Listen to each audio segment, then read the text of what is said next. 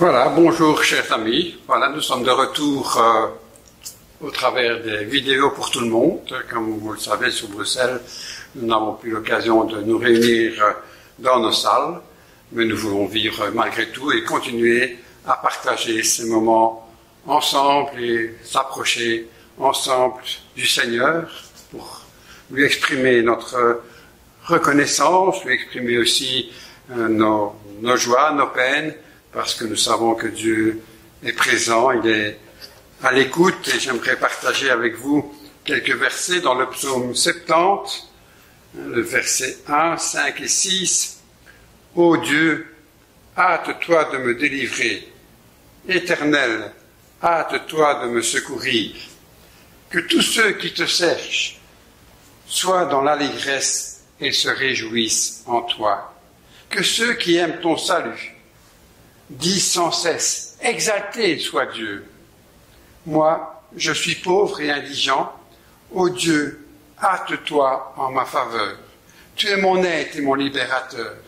Éternel, ne tarde pas. » Un peu un cri au secours du psalmiste de David.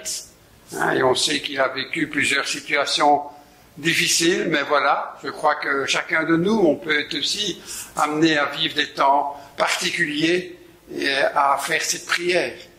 Oh Dieu, viens à mon secours, je te cherche, viens me secourir, viens me délivrer. Et je crois que dans le contexte que l'on vit, on a vraiment besoin de cette communion avec Dieu et de pouvoir lui exprimer aussi ce qu'on vit, ce qu'on ressent. Avant tout, j'aimerais introduire ce moment dans la prière. Voilà, Seigneur notre Dieu, nous sommes devant toi, Seigneur, en sachant que tu es là présent à notre écoute. Alors avant tout, nous voulons tourner les yeux vers toi. Toi, notre Dieu vivant, toi, notre Dieu qui a prouvé son amour en ton Fils Jésus-Christ, nous ne pouvons que dire notre reconnaissance, notre louange, notre adoration, car tu en es digne, Seigneur. Nous pouvons compter sur toi. Tu es un rocher, une forteresse, mais tu es aussi à notre écoute. Tu entends les cris de tes enfants, tu entends le cœur de chacun, et c'est vrai, nous voulons venir vers toi dans cette foi d'un Dieu qui entend, un Dieu qui répond, un Dieu qui agit. Et c'est vrai qu'en ces instants, nous ne pouvons pas faire sans te prier, Seigneur, pour cette situation qui touche notre terre entière au travers de cette pandémie. Et tu vois, Seigneur, combien ces temps sont particuliers, ces temps sont difficiles. Tu vois le corps médical qui n'en peut plus, qui est essoufflé. Et nous t'apportons tous ces hommes, toutes ces femmes qui s'investissent, Seigneur, de différentes manières. Et nous te demandons vraiment de les garder, mais aussi de les renouveler. Nous voulons, Seigneur, te prier aussi pour ces moments que tu nous accordes en ta présence, que nous puissions mettre un peu à l'écart tout cela, Seigneur, pour passer vraiment ce temps en ayant les yeux concentrés sur toi. Toi, la source de vie, toi, la source d'espérance, toi, la source de joie, toi, la source de paix. Alors vraiment que ton esprit inspire et dirige toutes choses dans ces moments et que nos cœurs soient réceptifs, ouverts à ce que tu veux nous partager. Seigneur, à toi la reconnaissance, la louange et l'adoration. Amen. Et nous vous invitons à commencer à suivre ce culte au travers du cantique en l'unisson, le 21. À qui d'autre irions-nous qu'à toi? À qui d'autre irions-nous pour confier nos peines? À qui d'autre irions-nous trouver un ami qui toujours comprenne et qui nous aime comme toi? Écoutons ce chant et accompagnons-le.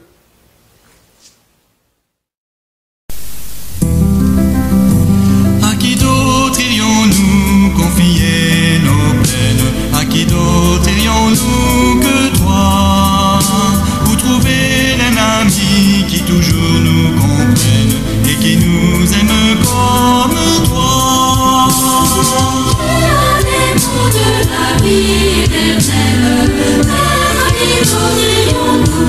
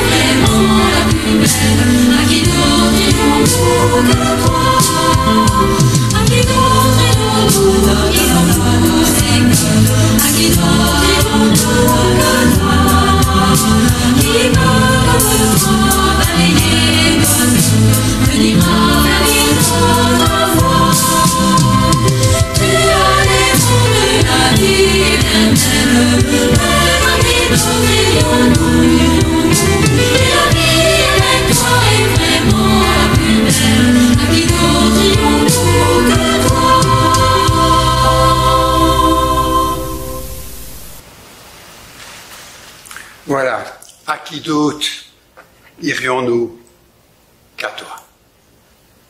Est-ce qu'on a cette conscience qu'on peut aller vers quelqu'un pour que nos situations soient transformées, je dirais? C'est pas dans ces temps, si, en tout cas, personnellement, c'est du vécu. Il y a des moments où on se sent à bout de force, à bout de ressources. On a un peu l'impression de perdre notre dynamisme, notre joie de vivre, notre énergie. Et voilà, c'est les circonstances qui font sans doute cela, et chacun de nous, on peut être amené à vivre des temps comme ceux-ci. Et Dieu nous connaît, et Dieu veut nous encourager. Et au travers de sa parole, on peut trouver des encouragements. Et je crois que il y a dans l'évangile une image d'une dame, d'une femme qui comme ça était sans doute à bout de force, à bout de ressources, avait perdu certainement sa joie de vivre. Et elle avait tout essayé. Rien ne changeait.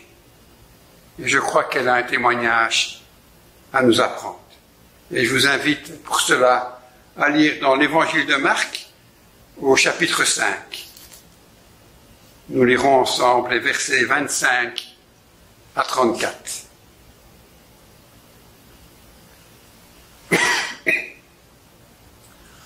Or, il y avait une femme atteinte d'une perte de sang depuis 12 ans. Elle avait beaucoup souffert entre les mains de plusieurs médecins. Elle avait dépensé tout ce qu'elle possédait et elle n'avait éprouvé aucun soulagement, mais était allée plutôt en empirant. Ayant entendu parler de Jésus, elle vint dans la foule, par derrière, et toucha son vêtement. Car elle disait, « Si je puis seulement toucher ses vêtements, je serai guérie. » Au même instant, la perte de sang s'arrêta, et elle sentit dans son corps qu'elle était guérie de son mal. Jésus connut aussitôt en lui-même qu'une force était sortie de lui. Et se retournant au milieu de la foule, il dit, « Qui a touché mes vêtements ?» Ses disciples lui dirent, « Tu vois la foule qui te presse et tu dis, « Qui m'a touché ?» Et il regardait autour de lui pour voir celle qui avait fait cela. La femme, effrayée et tremblante, sachant ce qui était passé en elle, vint se jeter à ses pieds et lui dit toute la vérité. Mais Jésus lui dit, « Ma fille, ta foi t'a sauvée. Va en paix et sois guérie de ton mal. » Que Dieu bénisse sa parole. Cette femme qui est à bout de souffle, je dirais, à bout de force, à bout de ressources, elle a tout essayé et elle est toujours au même point. On pourrait peut-être un peu penser à ce temps que nous vivons. On voit l'humanité entière qui se démène pour en arriver à quel résultat? Depuis plusieurs mois. Pour beaucoup, ce temps est anxiogène. Les gens sont mal dans leur peau avec cette pandémie, inquiets pour eux, pour leur famille, leurs finances, le futur. Beaucoup de tensions sont là, de stress, d'impatience, de fragilité aussi, à bout de force et de ressources. Et je crois que, voilà, ces circonstances nous en amènent peut-être à être un peu dans cet état d'esprit. On essaie de contrôler tout ce qu'on peut et essayer de calmer nos peurs, nos inquiétudes. Veiller évidemment sur ceux qu'on aime. Et puis, on réalise qu'on peut bien peu de choses changent. Je dirais même, aurait tendance à s'aggraver. Cette femme, elle a tout essayé, vers l'un, vers l'autre. Elle a tout dépensé, épuisé, beaucoup d'énergie. Et la voilà sans force, sans doute sans joie. Mais s'il est à bout, elle refuse sa condition. Elle refuse d'accepter. Elle veut aller plus loin. Et cela demande un effort. Albert Einstein a dit « La folie, c'est de faire toujours la même chose et attendre un résultat différent. » 12 ans d'habitude, aller vers l'un, puis vers l'autre, sans résultat réel, sans amélioration. Elle doit changer sa façon de faire, ses habitudes. Elle doit chercher une transformation radicale, un changement radical, car elle est là au point de rupture au bout. Mais pour cela, il faut du courage. Il faut oser aller au-delà, aller plus loin, perdre la tradition peut-être. Et c'est vrai que selon la tradition de son époque, elle devait rester isolée, car ayant ses pertes de sang, elle était considérée comme impure, et donc devait se tenir à l'écart. Et puis voilà, c'est plus possible. Elle refuse tout ça. Mais ça demande un effort sur elle-même, un effort face au regard des autres.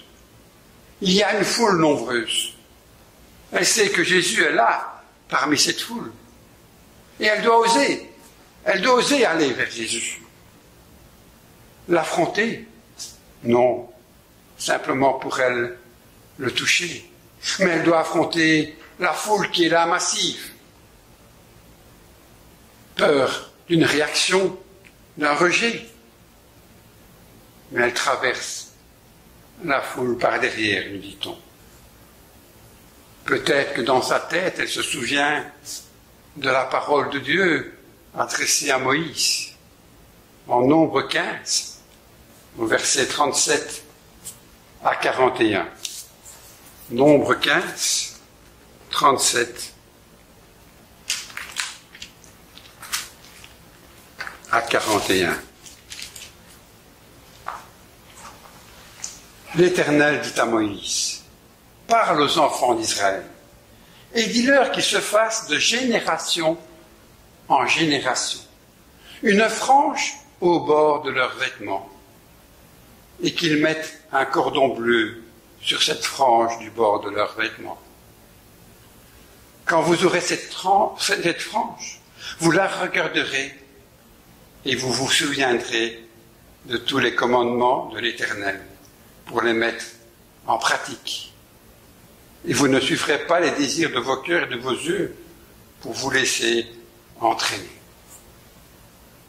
Vous vous souviendrez de l'amour de Dieu.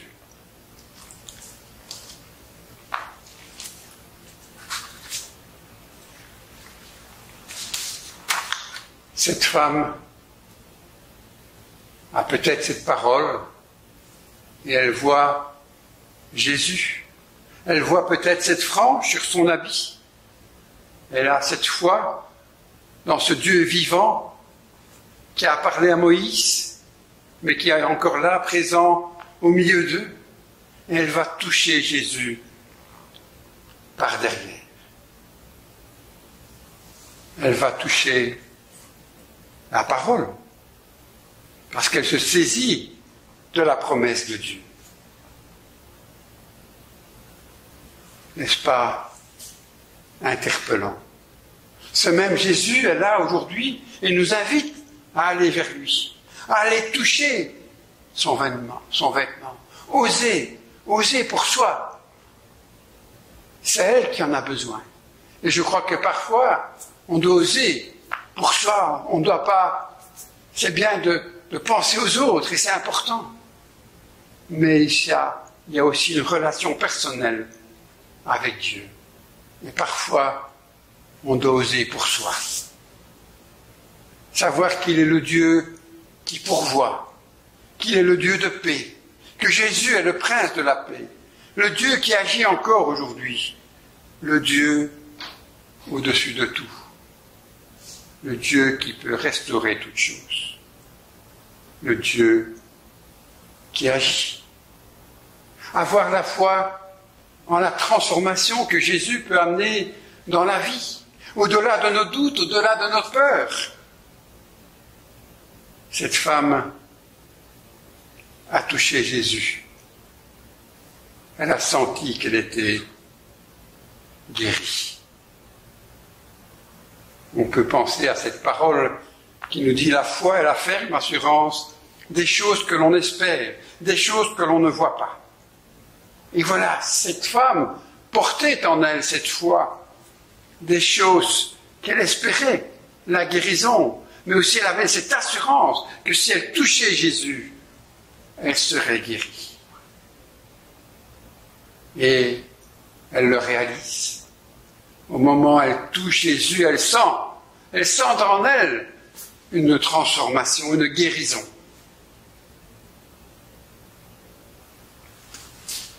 Jésus a senti aussi que quelqu'un l'avait touché, qu'une force était sortie de lui. Et nous, est-ce que nous sommes dans la foule qui suit Jésus, qui accompagne Jésus, mais sans le toucher? On suit la foule, les parents, son conjoint, une connaissance, sans pour autant toucher Jésus. On est là par habitude. L'église, le bâtiment, ce n'est pas cela qui transforme. La transformation demande un contact. Elle demande de toucher Jésus, avoir cette foi, ne pas douter en ses paroles, avoir la foi dans ses paroles et la persévérance et l'assurance des choses que l'on espère, venir à ses pieds, recevoir cette forme, cette force. C'est ce que cette femme a été amenée à faire. Elle a reconnu devant les autres, elle a dit la vérité devant Jésus. Est-ce que nous ne devons pas faire ce pas? Peut-être qu'en ces instants où on se sent découragé, à bout de force, aujourd'hui, dois-tu faire le pas? Dois-tu avoir cette foi dans un Dieu qui t'aime, un Dieu qui transforme, un Dieu qui peut te guérir, te restaurer, te redonner la force, la paix, la joie? Alors viens à Jésus. Il est la force dont chacun de nous, on a besoin, dont tu as besoin. Et Jésus ne va pas réprimander la femme. Je dirais même au contraire. Ma fille, ta foi t'a sauvée. Va en paix et sois guérie de ton mal. Jésus ne lui a fait aucun reproche. Au contraire, je crois que Jésus était heureux d'apprendre le pas de foi, la démarche de cette femme. Alors, aujourd'hui, pourquoi rester à bout de ressources, dans notre découragement. La transformation, le changement est possible. Un pas de foi est demandé. C'est un effort. Est-il si grand? Rien qu'un pas. Un pas de foi. Je vous invite à prier. Oui, Seigneur notre Dieu, nous voulons te rendre grâce pour ta parole. Cette parole qui est vivante, cette parole qui nous touche, qui nous rappelle combien, si tu aimes partager avec la foule, tu aimes ces contacts personnels. Et tu as envie de ces relations de tête à tête. Et tu es tout prêt à entendre nos requêtes, nos besoins. Alors Seigneur, augmente en moi, augmente en nous la foi que l'on fasse ce pas vers toi, sachant que tu es le Dieu qui restaure, le Dieu qui sauve, le Dieu qui guérit. Alors Seigneur, je veux te remettre les uns et les autres qui sont à l'écoute, en te priant vraiment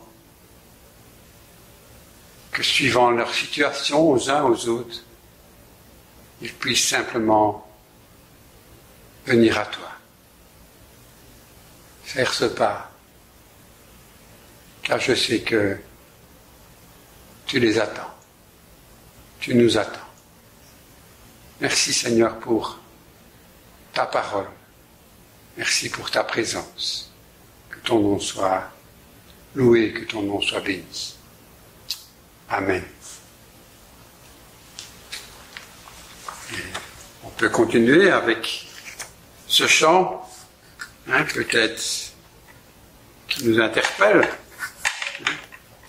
Dans l'unisson, le 182, serais-tu lassé, sans plus aucune envie, d'écouter de vie en éternel tournoi?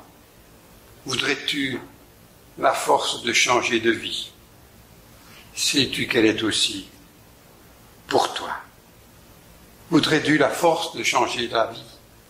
Sais-tu qu'elle est aussi pour toi? Voilà.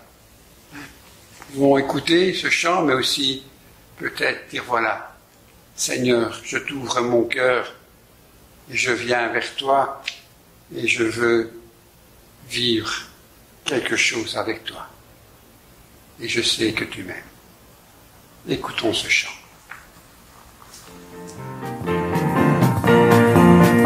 In your heart of hearts, are you a trifle weary? Is the part of you you'll get to second verse? You want the part to be your better verse, and if you want it, it's yours if you want it. It's yours if you want it. It's yours. You want the part.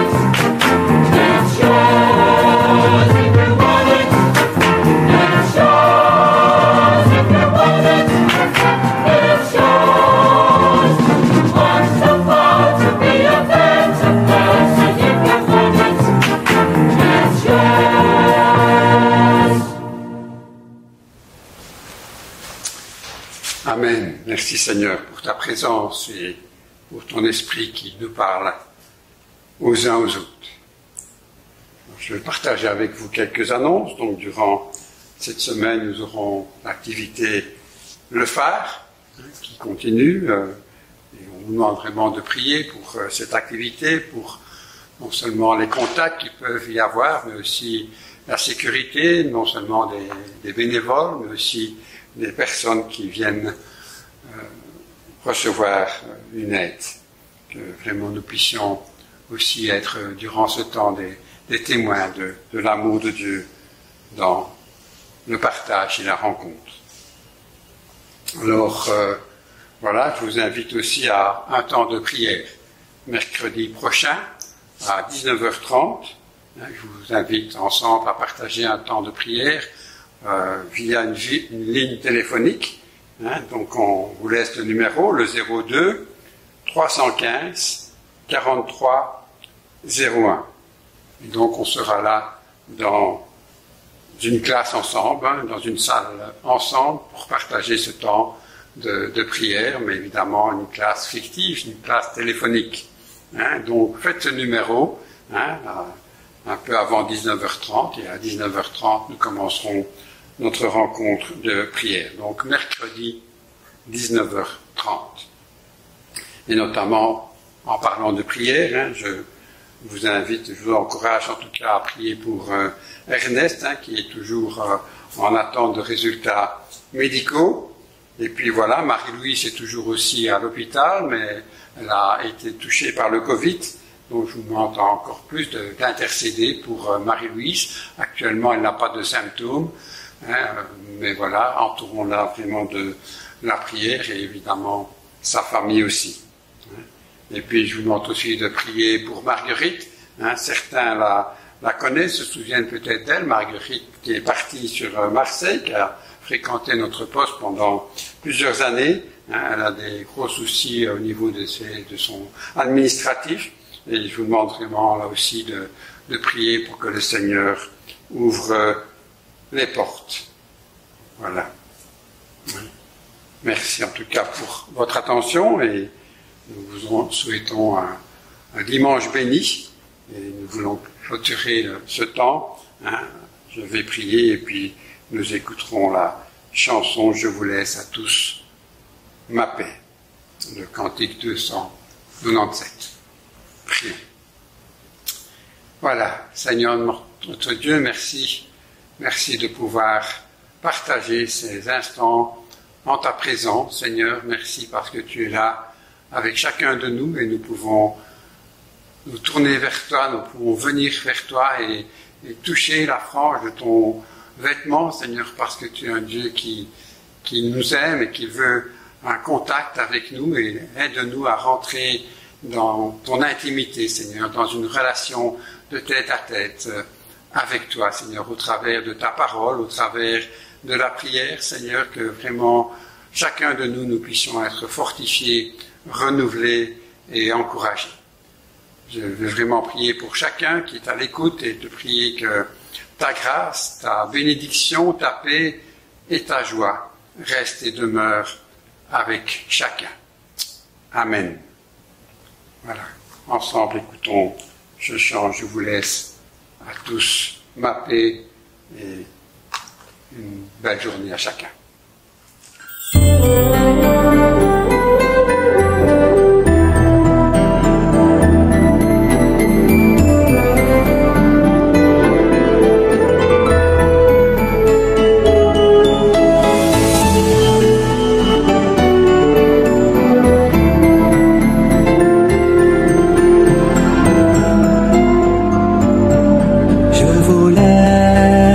À tous ma paix, je vous donne à chacun ma paix, paix de Dieu.